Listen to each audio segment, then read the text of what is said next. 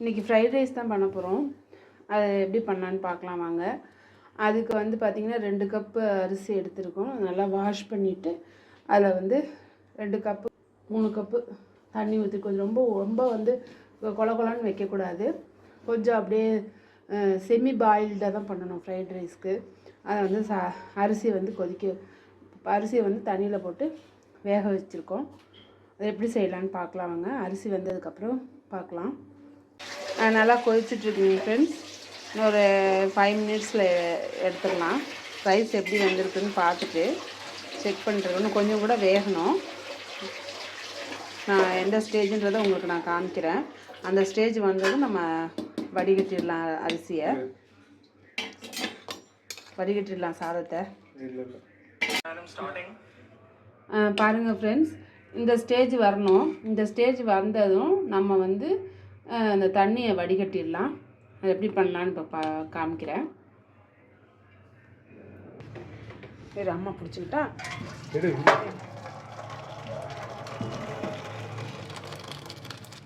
இந்த மாதிரி ஒரு வடிகட்டி வச்சு அந்த தண்ணியை நம்ம வந்து அரிசியை வடிகட்டிடணும். தண்ணி கீழே போயிடும்.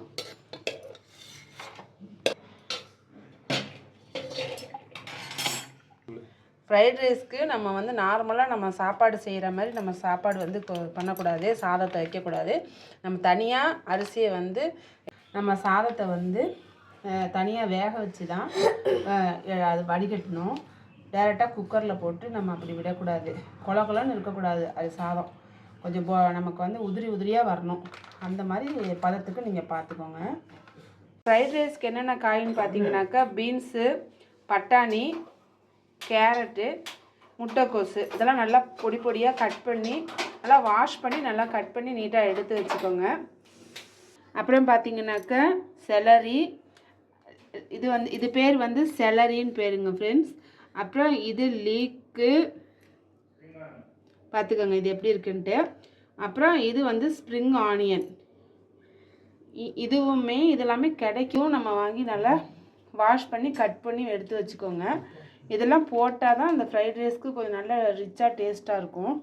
இந்த துண்ணூறு பத்திரி இருக்கு இல்லைங்களா ஃப்ரெண்ட்ஸ், இது எங்கள் தோட்டத்தில் விளைஞ்சது. இதுவும் இதில் போடணும். அது நல்லா பேசில் தமிழில் வந்து துண்ணூறு பத்திரின்னு சொல்லுவோம் நம்ம. இது வந்து பார்த்திங்கன்னா நல்ல ஒரு ஃப்ளேவர் கொடுக்கும். இது வந்து நமக்கு மருத்துவ குணம் நிறைய. எண்ணெய் நல்லா காஞ்சிருச்சுங்க ஃப்ரெண்ட்ஸ். இப்போ அந்த இதுவும் நல்லா இஞ்சி பூண்டு பேஸ்ட்டும் நல்லா வணங்கிடுச்சு. இப்போ அதில் வந்து அந்த வெஜிடபிள்ஸ் இருக்கு இல்லைங்களா, நம்ம அதை அப்படியே எல்லாத்தையும் ஆட் பண்ணிடலாம்.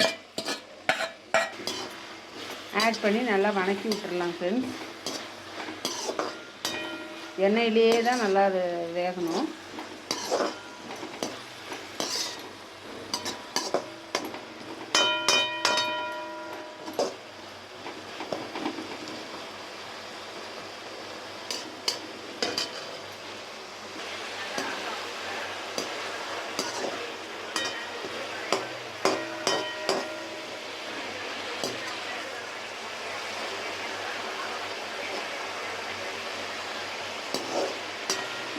ஃப்ரெண்ட்ஸ், அதை வந்து வணங்கும் போது பார்த்திங்கன்னா கொஞ்சம் உப்பு போட்டிருக்கேன். அப்போ தான் கொஞ்சம் நல்லா வணங்கும்.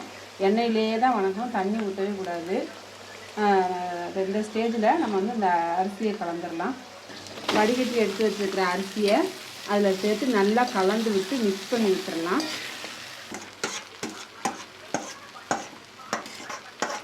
கையில் வலி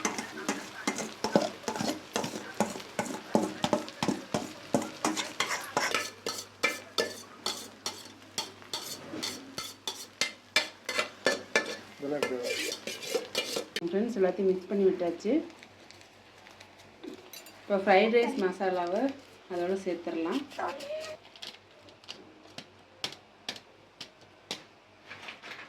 ஃப்ரைட் ரைஸ் மசாலாவை அதோடு சேர்த்தாச்சு. மிளகு பொடியை வந்து பொடி பண்ணி வச்சுருக்கோம். அதை வந்து அதோடு சேர்த்துடலாம்.